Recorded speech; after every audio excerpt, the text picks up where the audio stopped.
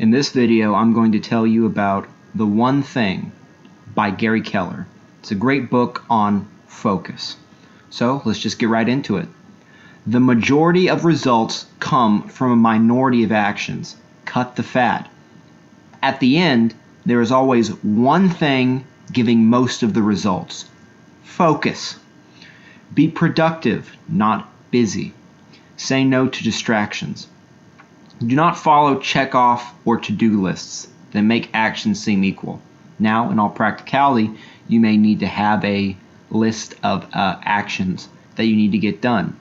I'm aware of that. So what you do is you have your notebook and you put these things in a list that needs to be scheduled. So you need to schedule these tasks because that's how you actually get something done, is you follow a schedule.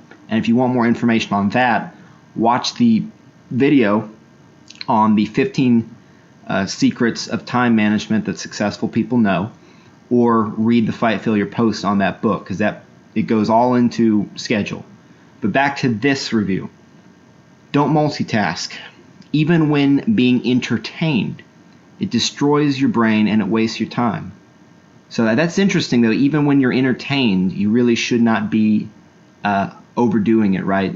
Taking in a bunch of various stimuli at the same time, because it really does destroy your ability to concentrate, your ability to focus, and that is absolutely one of the 2 or 3 key skills to success, and so you really don't want to jeopardize that in any way. On average, it takes 66 days for habits to form.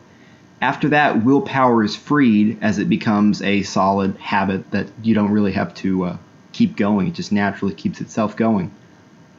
So this book says build one habit at a time and start with the most important, and then you stick with it for 66 days, and after that it will be easy, or relatively easy compared to what it was.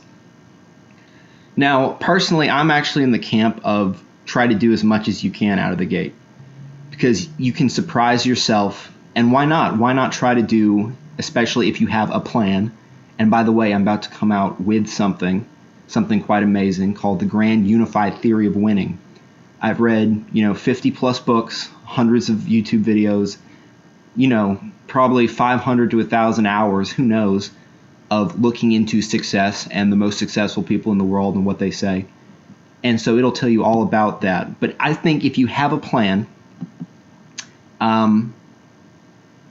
you can try to go as far as you want really quickly. And there's no reason not to. So this whole start small, start with one thing. Yeah, I don't think that's if that's what you got to do, that's what you got to do. But I don't see why you need to start small, to be frank. Willpower is a limited resource. Glucose increases willpower.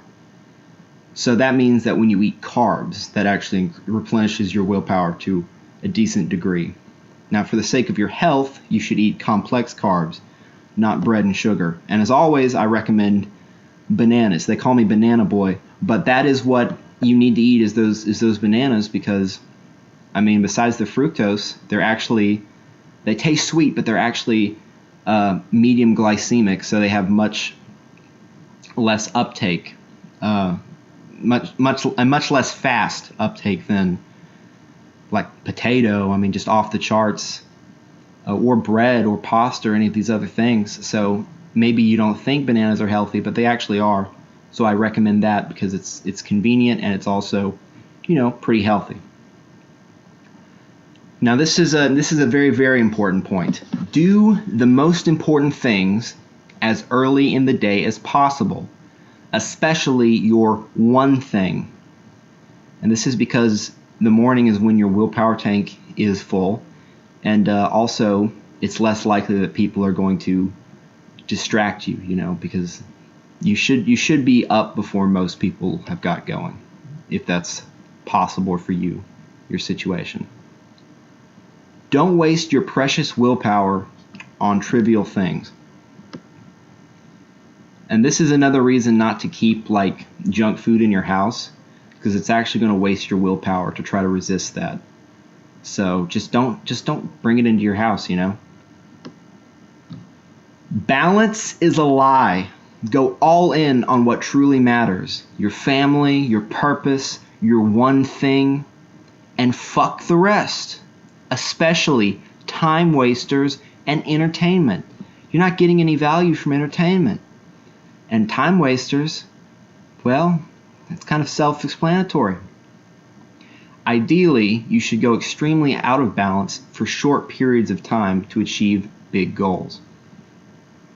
Now, the most important thing is to keep your priorities straight and to maintain focus on them. Now, balancing work. Figure out what matters most and go all in on that. Ignore the rest and be okay with the consequences. You might have to bring your boss on board and say, hey, look, this is why you hired me. This is why I have my job. I'm going to make you this much more money by focusing on this instead of doing all this crap. You can delegate this crap to these other people. Guess what? If you show him how it's going to make him more fucking money, it's not that unlikely, if you're not just a complete dick about it, that he'll actually do it. Of course, don't be a pussy either. You have to be in the middle ground. Now, this all being said about balance is a lie and all that, you have to always remember that family, health, friends, and your integrity/reputation are all much less resilient than your work. So you can't drop those 4 balls. You can get really, really focused and all this, but you can't drop the ball on family, health, friends, or integrity, because once any of those are fucked, they are quite hard to unfuck, if even possible. So that's common sense, but I have to say that because I have to say that because I don't want to be liable for somebody mistaking this and being a fucktard, So, you do not know your limits. You do not know your potential. Don't assume any of these things in your head of like, oh, well, that's how much I can do in a day. Oh, that's how much. You don't know fucking shit about yourself and your limits and your potential. You might know your strengths and your weaknesses, and you should play to your strengths. That's true. And you should shore up the weaknesses you need to shore up, but you definitely don't know your own limits. You need to think big. Big action requires big thought. If your goal is 10, make a plan how to get to 20. Yeah, you might not even reach this lofty goal, but on the journey to achieve the bigger goal, you will become more skilled, and that is just as important. And why not, double your plan or triple your plan or make it 10x it, as someone like Grant Cardone would say, it's 10x this fucker, And why not do that? If you don't make it, it's still bigger than your original goal. There's no reason to not just go bigger. Don't gamble, of course. Don't do that kind of shit, but there's no reason not to plan bigger and to make your plan suit a goal that's even bigger than maybe what you quote need, Have an abundance mindset and a growth mindset. You must believe that you, your life, your accomplishments can become truly great. Don't fear big. Fear mediocrity, and especially fear wasted time.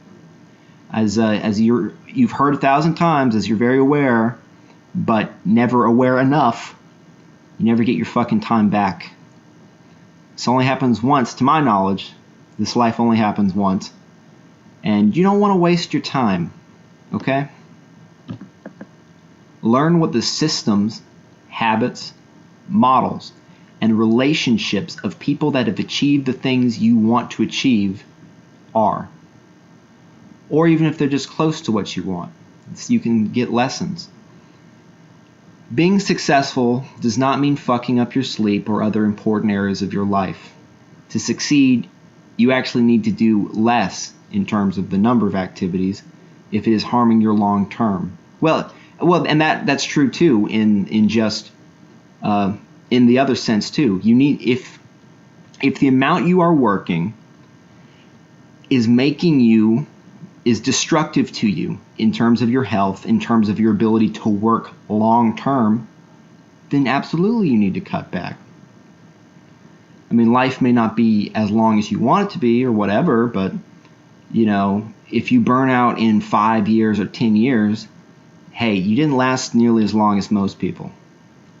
So you really need to play the long game, and doing this burn yourself out crap, that's not good. I mean, if you're getting 5 hours or like 3 hours of sleep a night, don't do that shit. Use your common fucking sense. You're not a superhero. If you can't say, this is what I'm meant to be doing about a task in regards to your life's purpose, then you're wasting your time. And you probably ask all these questions, oh, purpose, all this. Read Guto, you'll learn about the purpose, okay?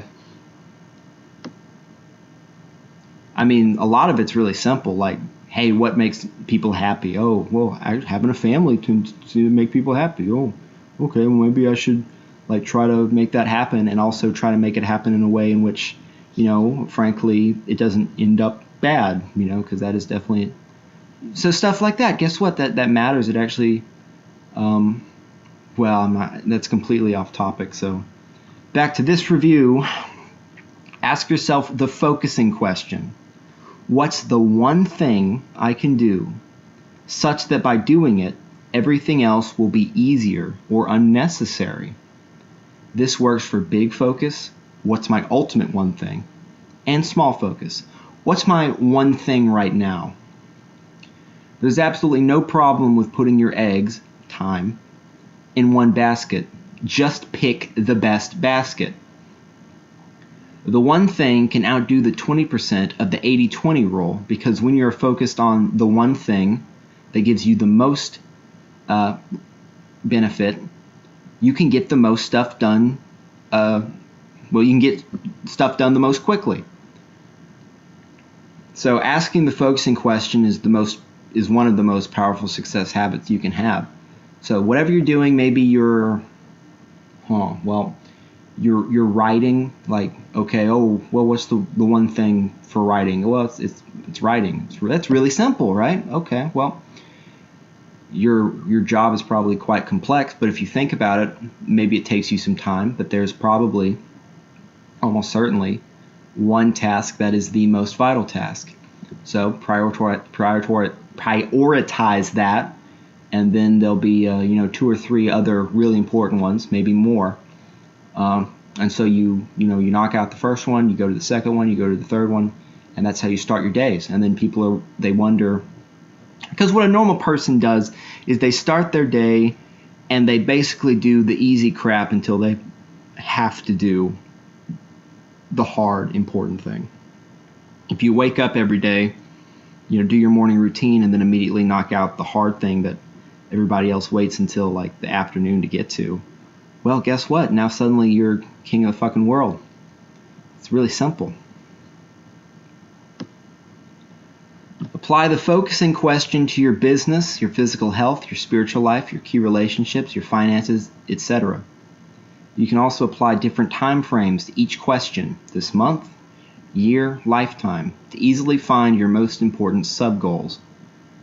The best answer to the focusing question is big and specific, i.e., what's the one thing I can do to double sales in 6 months such that by doing it, everything else will be easier or unnecessary? Now, that is quite a good question.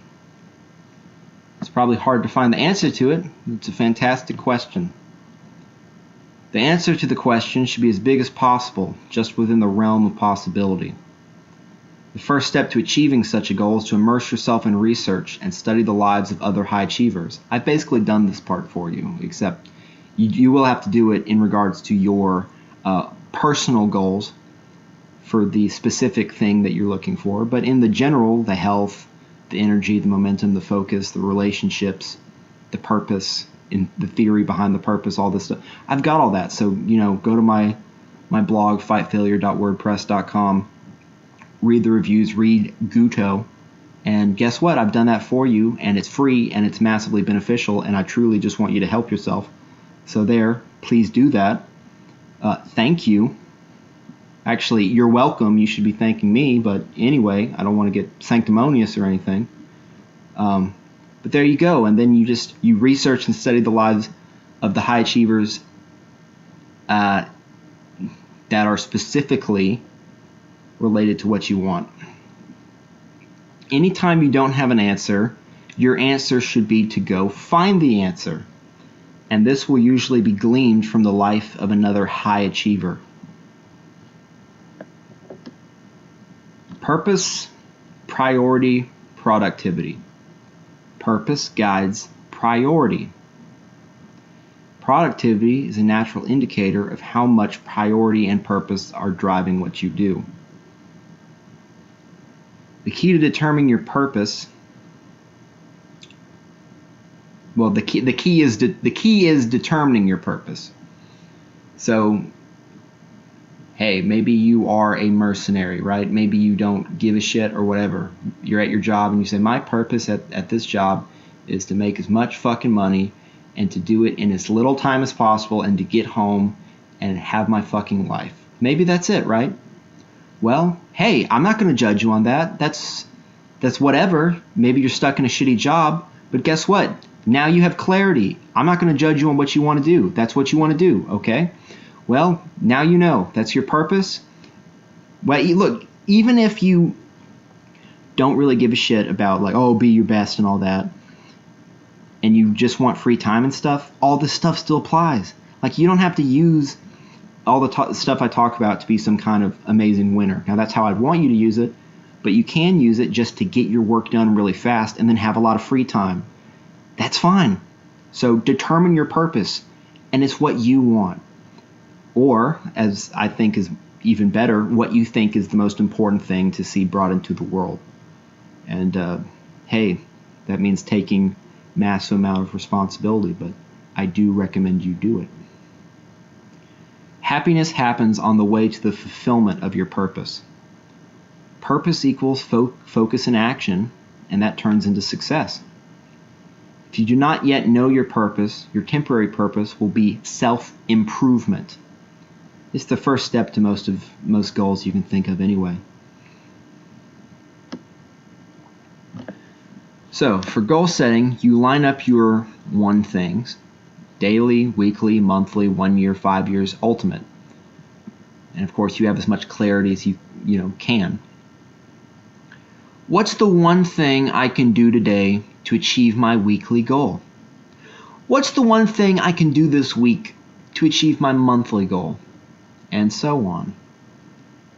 Each level builds. You can't just jump to the ultimate. And you don't want to just visualize the goal. I know personally I'm not a huge person with the visualization, but if you want to, that's fine. Visualizing exactly what you want is a great way to intuitively find clarity in your goals if you don't already have it just from thinking logically and stuff.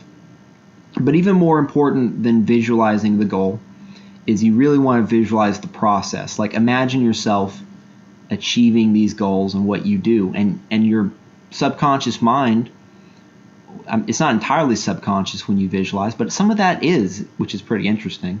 Like, it's just brought forth.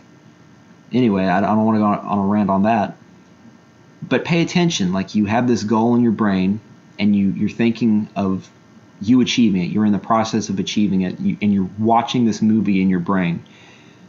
Guess what? Some of those things that your brain has filled the gaps with, those things you're doing, some of them are very likely the actual answers to what you need to be doing.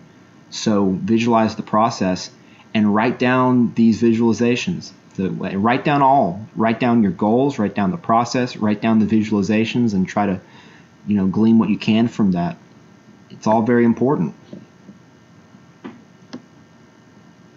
The most successful people are the most productive people. Block off all the time you need to accomplish your one thing. Guard this time. Cut all distractions during and do it. As always, it comes down to just fucking doing what you know you need to do. And, well, that's what it's always come down to. If disproportionate results come from one activity, then you must give that activity disproportionate time. Great artists paint. Great programmers program. They don't waste their time on all this bullshit. They do their one thing. Time block. 1. Time off. 2. the work for your one thing. 3, your planning time. And of course, you'd also want to do like your resting and all that, but you get that. This is for your schedule. So resting is as important as working.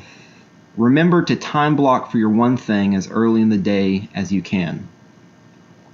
Blocking off 4 hours a day for your one thing is the minimum. If you can do more, do it. And of course, you want this to be consecutive. You don't want to, do what you have to do, right? Always, do what you got to do. But you really want to have these things consecutive because you build focus when you work without distraction on something single-mindedly for an extended period of time. So to maximize your focus, your momentum, and thus get more shit done, you want to time block as much time without interruption as you can. Block an hour each week to review your monthly and annual goals. And I think maybe you write a very, very short, like just a couple sentences progress report on your goals. That's another good thing you could do too. Commit to mastering your most important skill and then the other skills that are important. Seek out the best models, systems, thoughts, and relationships to adopt the most effective approach. Take ownership of outcomes. You are in control. If you want something to happen, then you do it. Find coaches, real, virtual, whatever it takes. I guess you can think of me as some kind of a coach, although I really am just providing you with the information. I hope you use it effectively in whatever you want. But, real life coaches, see, the problem with real life mentors is that the people, this is just the truth. The people who you really want to be your mentor in real life are the kind of people who would never waste their fucking time to mentor you. And that's, of course, that's the ultimate. You can still try. You can be really dogged, and eventually maybe they'll yield to you. But, I've had to make do with reading lots of books and watching things and learning, and it's going to work out. I'm going to make it work. Absolutely. And you can too. That being said, if you can get a IRL mentor who is legit quality and he's not just doing it because he's really not that good, then go for it. Focus is a matter of deciding what things you're not going to do. John Carmack. Productivity. 1. Start saying no to most opportunities and all distractions. Steve Jobs took Apple from 350 products to just 10. Oh, so that's it. It's 350. It was even more than I remembered. Wow. 2. Accept chaos. Make peace with it. There will always be unfinished work. Just don't let your one thing go unfinished. Now, an addendum to that, I have to say that, of course, increase your organization.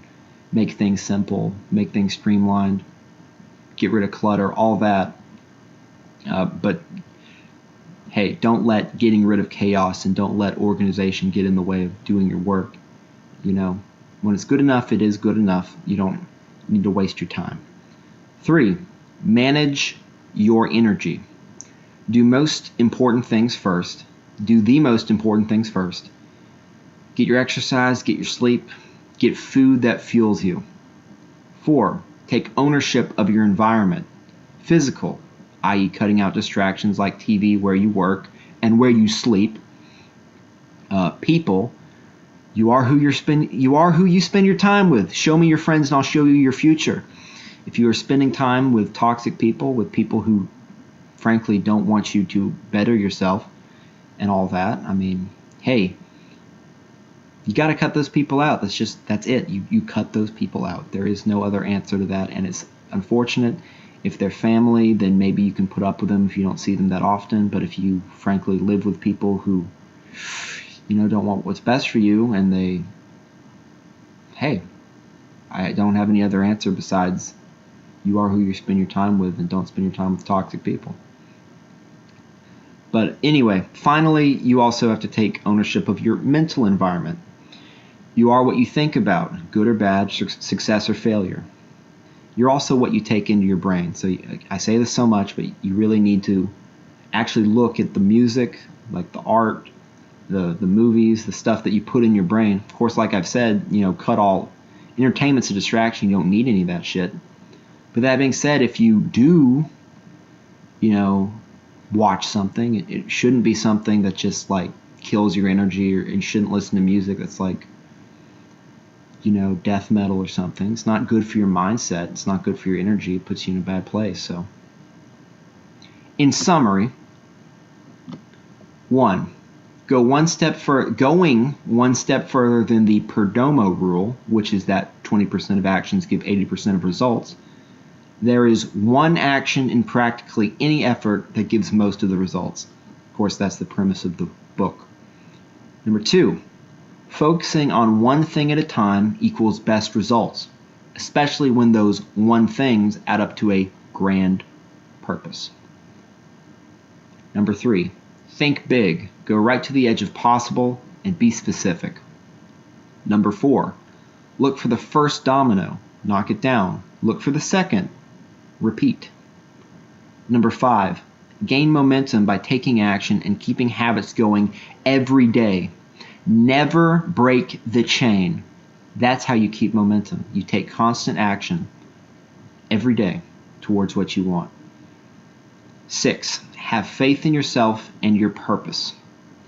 Number 7, remember that not taking action will lead to a horrible and painful feeling of regret, especially in the twilight of your life.